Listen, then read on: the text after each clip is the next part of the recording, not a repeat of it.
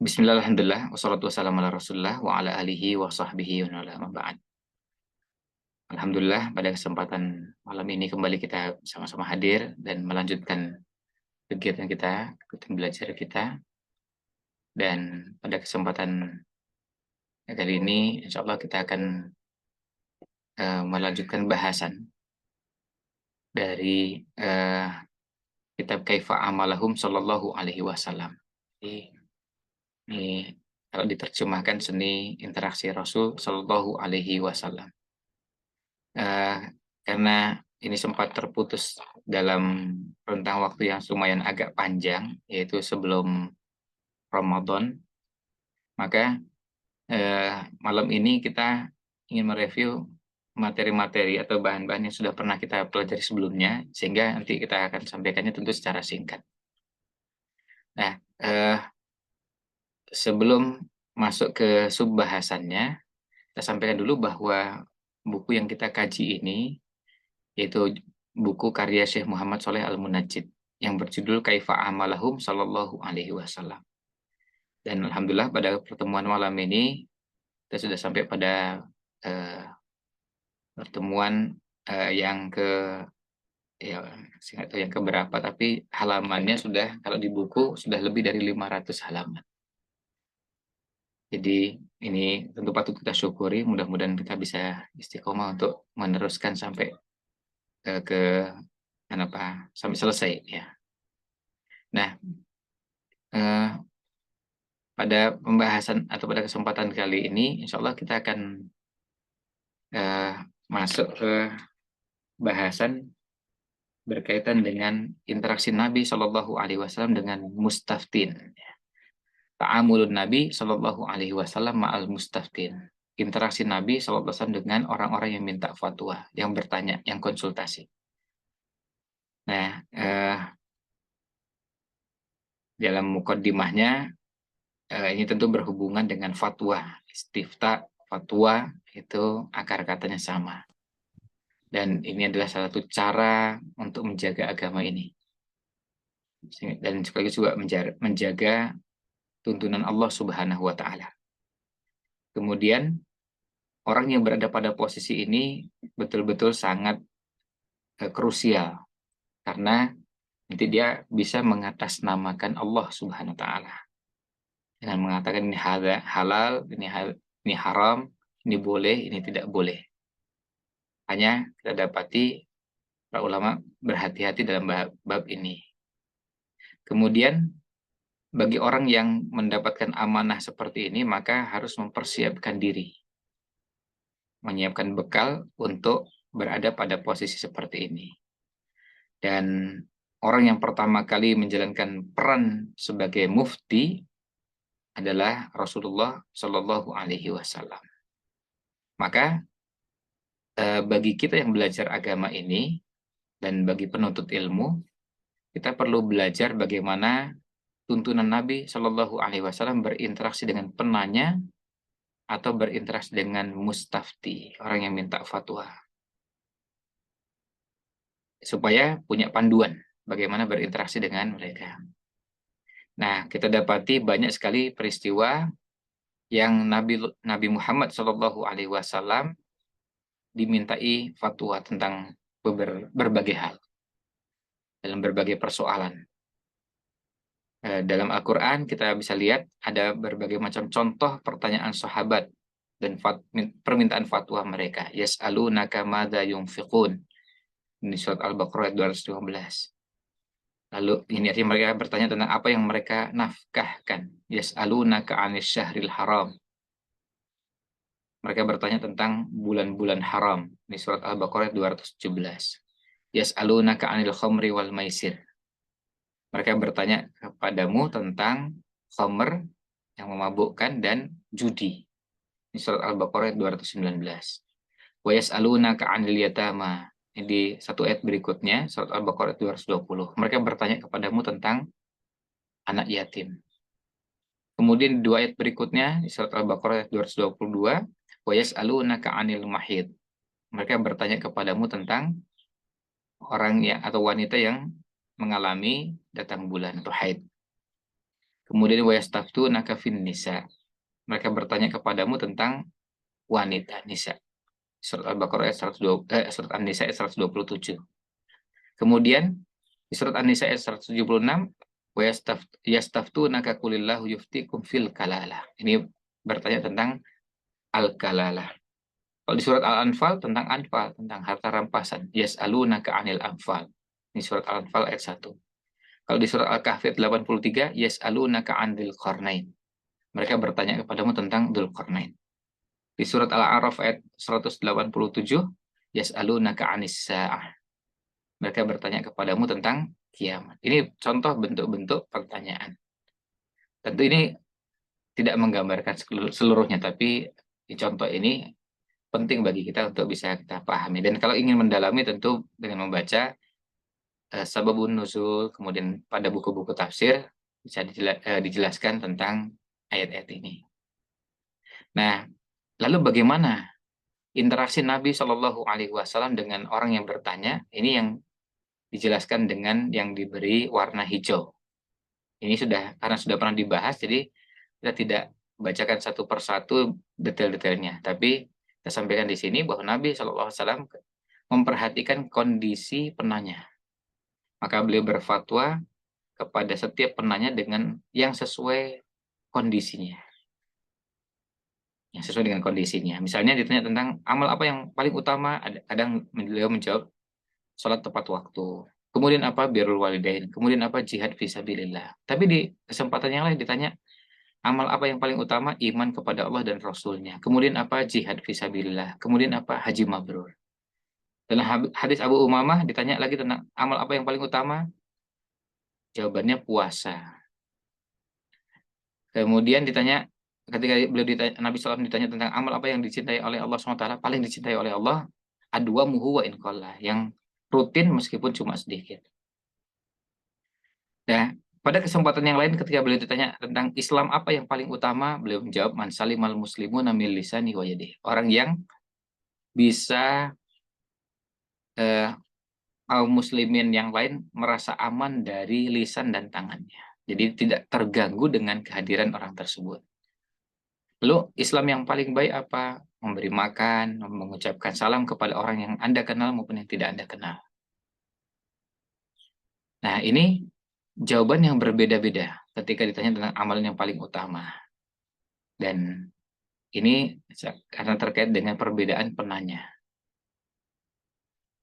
Maka dijawab sesuai kebutuhan yang sesuai dengan kondisi mereka. Nah, kemudian yang kedua, bahwa Nabi SAW ditanya tentang jihad yang paling utama, maka jawabannya berbeda-beda. Kita lihat dalam hadis Abdullah bin Habashi al-Khas'ami tentang jihad yang paling utama, man jahadal musyrikina bimalihi wa nafsihi. Yaitu orang yang berjihad memerangi musyrikin baik dengan harta maupun jiwanya.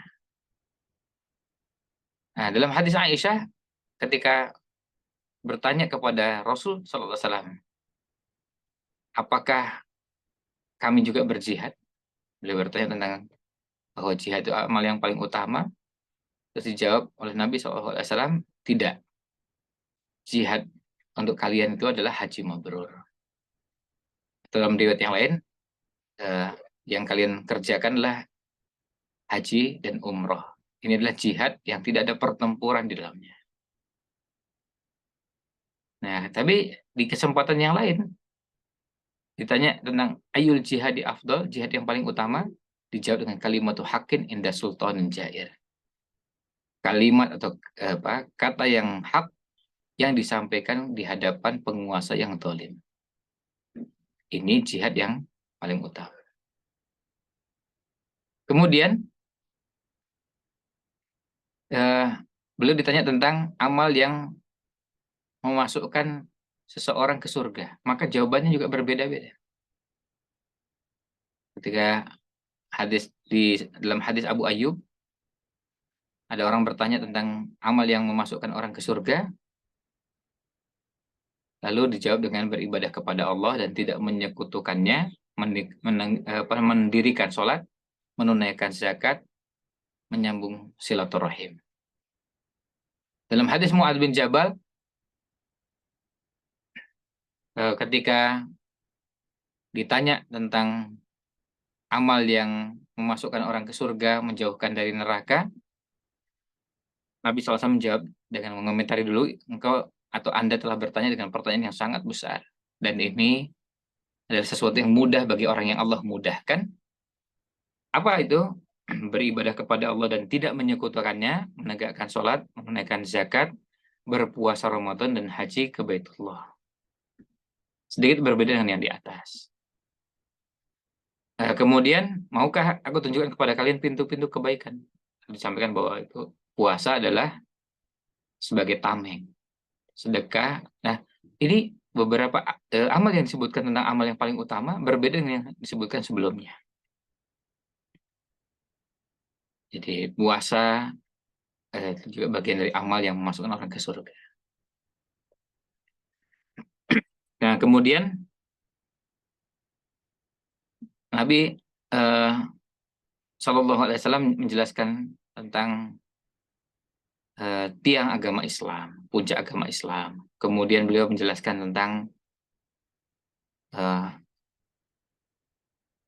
inti dari itu semua adalah kendalikan lisanmu.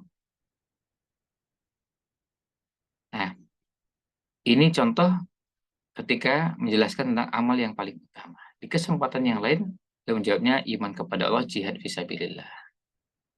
Kemudian memerdekakan yang paling baik itu apa? Yang paling bernilai dan paling besar harganya.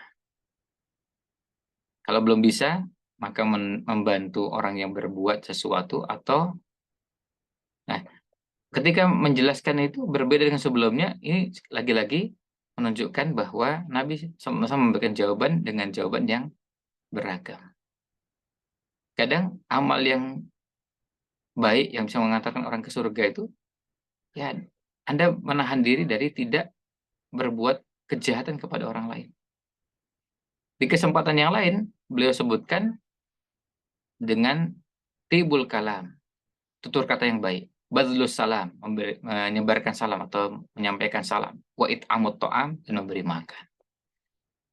Di hadis yang lain dari hadis Abu Barzah al-Aslami, menyingkirkan gangguan dari jalan. Ini semua amal-amal yang bisa mengantarkan orang masuk ke dalam surga, tapi jawabannya beda-beda. Nah, ini jadi pelajaran bagi kita semua. Berikutnya, Nabi SAW ditanya tentang wasiat. Ternyata juga jawabannya beda-beda. Dalam hadis Abu Hurairah, ada orang datang menemui Nabi SAW dan bertanya dan minta, ya Rasulullah, beri wasiat saya. Dijawabnya, la taghdab, jangan marah. Dan diulang-ulang, la taghdab, la taghdab, jangan marah, jangan marah, jangan marah. Di hadis yang lain, dari hadis Abu Hurairah juga, ada orang yang bertanya, ketika mau safar, ya Rasulullah, tolong beri wasiat pada saya. Wasiatnya bertakwa kepada Allah dan bertakbir pada tempat-tempat yang tinggi. Jadi kalau berada pada tempat yang tinggi, kalau di kita pas tanjakan, nah itu ucapkan takbir. Nah, kemudian dalam hadis yang lain, hadis Sulaim bin Jabir al-Hujaimi radhiyallahu an, maka ketika Nabi SAW ditanya, diminta, ya Rasulullah, ausini, ya wahai Rasulullah, beri wasiat kepada saya. Dinasihati supaya bertakwa kepada Allah, kemudian jangan meremehkan kebaikan sekecil apapun. Kemudian kalau engkau bicara dengan saudaramu, maka bicara dengan wajah yang berseri-seri. Lalu ada bahasan juga dinasihati, hindari isbal pada kain. Ya, kalau isbal pada kain itu artinya tidak menutupi mata kaki. Karena itu termasuk dari keangkuhan, kesombongan. Dan ini tidak disukai oleh Allah Subhanahu wa taala. Lalu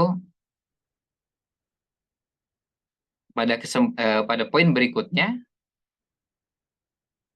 interaksi Nabi SAW dengan mustafti, orang yang bertanya, Nabi SAW memilih yang utama bagi orang yang bertanya dan menjelaskannya. Artinya memilihkan ini loh yang lebih utama, ini yang afdal. Jadi, ini jadi pelajaran bagi kita. Kalau kita sebagai guru, maka kita kenalkan ini yang utama. Kalau kita sebagai orang tua, kenalkan pada anak-anak ini yang utama. Nah, kemudian ketika kita lihat contohnya, Nabi Shallallahu Alaihi Wasallam ketika mendapati ada orang yang memilih untuk tinggal di sebuah lembah dan akhirnya tidak berinteraksi dengan banyak orang, lalu kemudian Nabi SAW mengingatkan, nasihati, jangan kamu kerjakan ini. Karena kedudukan salah seorang di antara kalian di jalan Allah itu lebih utama daripada sholat di rumahnya 70 tahun. Maukah aku sampaikan kepada kamu sesuatu yang bisa membuat Allah mengampunimu dan memasukkanmu ke dalam surga? Berperanglah di jalan Allah. Nah, itu artinya nasihat untuk berjihad. Nasihat untuk berjihad. Jadi artinya di nasihat yang terbaik. Yang terbaik adalah berjihad. Ketika ada orang bertanya tentang sholat sambil duduk, lalu disampaikan, sholat berdiri itu afdal, itu lebih utama. Orang yang sholat duduk, itu dapat pahala setengah orang yang berdiri. Dan orang yang sholat sambil berbaring, mendapatkan pahala setengah orang yang duduk. Jadi, lebih utama yang berdiri. Kalau selama bisa berdiri, itu afdal. Tentu yang dimaksud inilah, dan yang dipilih oleh banyak ulama, sholat sunnah. Di sholat sunnah boleh sambil duduk, tapi afdalnya berdiri. Nah, padahal dia mampu berdiri, iya mampu, tapi misalnya lagi agak capek, terus sholatnya sambil duduk, itu boleh. Tapi kalau orang yang mengerjakan sholat wajib, tidak boleh. Dia harus tetap berdiri. Nggak bisa karena capek, lalu jadi sholatnya duduk. Berbeda dengan kalau sakit. Kalau sakit, maka bisa dengan duduk. Nah, juga menyarankan kepada sahabat untuk wakaf, karena itu yang lebih utama. Nah, itu bentuk interaksinya. Interaksi berikutnya adalah Nabi Shallallahu Alaihi Wasallam membimbing mustafti, orang yang bertanya, dengan yang cocok bagi yang bersangkutan, yang lebih sesuai dengan keadaannya. Dalam hadis Abu Sa'id Al-Khudri, ada A'rabi, orang Arab Baduy yang datang menemui Rasul Shallallahu Alaihi Wasallam, tanya tentang hijrah. Lalu disampaikan hijrah itu syadid. Hijrah itu sesuatu yang berat. Apa kamu punya unta? Dijawabnya, ya. Apa kamu keluarkan zakatnya? Ya. Kemudian, jadi orang ini ketika diberikan arahan, sesuai dengan judulnya di sini, Nabi SAW memberikan arahan yang sesuai dengan kondisi orang tersebut. Yang sesuai dengan kondisi orang tersebut. Karena ketika orangnya ditawarkan untuk hijrah, kemudian ditanya punya unta enggak, dijawabnya ya, iya, ada punya unta. Sudah keluarkan zakatnya, sudah. Kemudian, jadi berarti nanti arahan yang diberikan sesuai dengan kondisi orang tersebut. Yang sesuai dengan kondisi orang tersebut. Berikutnya, interaksi Nabi SAW berikutnya adalah, bisa jadi Nabi Shallallahu Alaihi Wasallam ditanya tentang sesuatu, lalu beliau diam. Karena beliau khawatir kalau dengan menjawab akan memberatkan. Contohnya adalah dalam hadis Abu Hurairah radhiyallahu an, ketika Rasul Shallallahu Alaihi Wasallam berkhutbah, menyampaikan khutbah kepada kami. Kemudian beliau sampaikan, ayuhan nas, wahai manusia, qad faradallahu alaikumul hajja fahujju. Allah sudah mewajibkan kepada kalian berhaji, maka hajilah kalian. Lalu ada orang tanya, aku la amin ya Rasulullah, apakah setiap tahun? Nabi diam, Nabi SAW tidak menjawab. Kemudian orang ini tanya lagi, sampai 3 kali. Lalu Rasul SAW bersabda, "Lau qultu na'am la wajib." Kalau saya jawab iya, maka jadi wajib. Walau mastata'tum, dan kalian pasti tidak akan sanggup. Jadi beliau tuh milih sengaja diam supaya tidak memberatkan pada umatnya.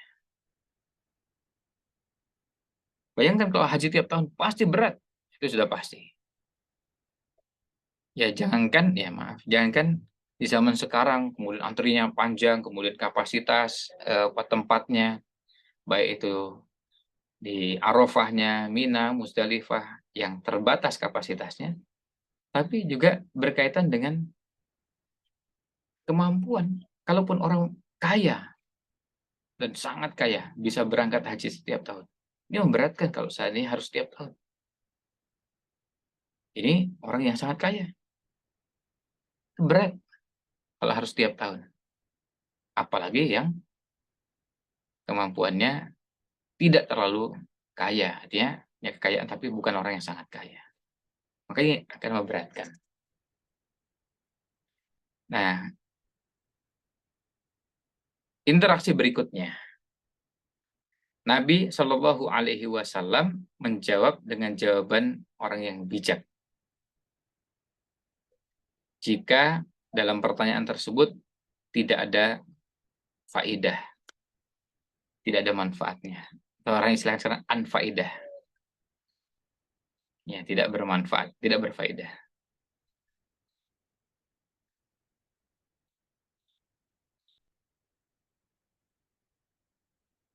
Jadi kadang-kadang penanya itu bertanya dengan sesuatu yang sebetulnya ada yang lebih penting dari itu. Maka diarahkan kepada yang lebih penting, yang lebih bermanfaat. Ketika turun ayat, ya kan, mereka yas'alunaka 'anil ahillah. Mereka bertanya kepadamu tentang hilal. Kan kalau bicara tentang hilal ya bisa diceritakan, hilal itu tadinya kecil, kemudian tambah besar sampai setengah, kemudian sampai satu lingkaran penuh bulannya, sampai kemudian nanti ngecil lagi, dihilal lagi. Bisa yang dibahas itu, tapi di ayat ini enggak. Yang di ayat ini menjelaskan qul hiya mawaqitu lin-nasi wal hajj. Hilal itu bisa digunakan untuk waktu-waktu yang bermanfaat bagi umat manusia. Bagi nelayan, jadi tahu, oh ini udah tengah bulan ini. Terus juga untuk haji. Nah, ini lebih penting untuk diketahui daripada cuma membahas tentang lingkaran bulan, bulannya kecil. Meskipun itu boleh, bukan sesuatu yang tidak boleh diketahui, tapi ada yang lebih bermanfaat dari itu. Maka diarahkan kepada yang lebih bermanfaat. Jadi hilal untuk apa? Untuk ngitung mawaqitul linnas misalnya, kita bikin kesepakatan nih. Kesepakatannya apa? Saya pinjam uang, lalu kemudian nanti hutangnya dilunasi selama sekian tahun. Pakai apa? Pakai hilal. Ya, hilalnya dijadikan rujukan untuk menghitung itu. Nah, jadi itu yang digunakan untuk waktu muamalat dan waktu ibadah. Haji, puasa, masa iddah. Wanita yang dicerai oleh suaminya, masa iddahnya apa? Ya, masa iddahnya dihitung dari situ. Ya, dihitung dari situ. Nah, sama juga dengan ayat yas'alunaka madza yunfiqun.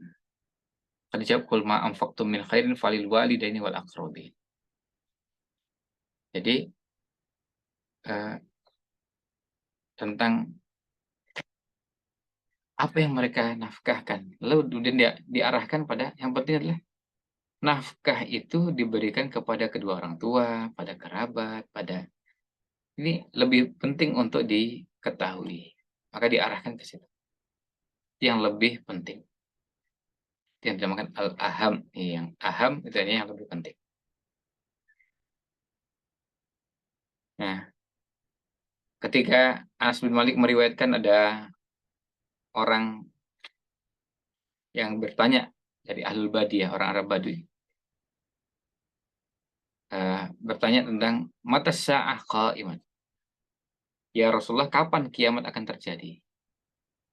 Jawabannya, Nabi SAW mengarahkan pada sesuatu yang penting. Ma'adatta laha.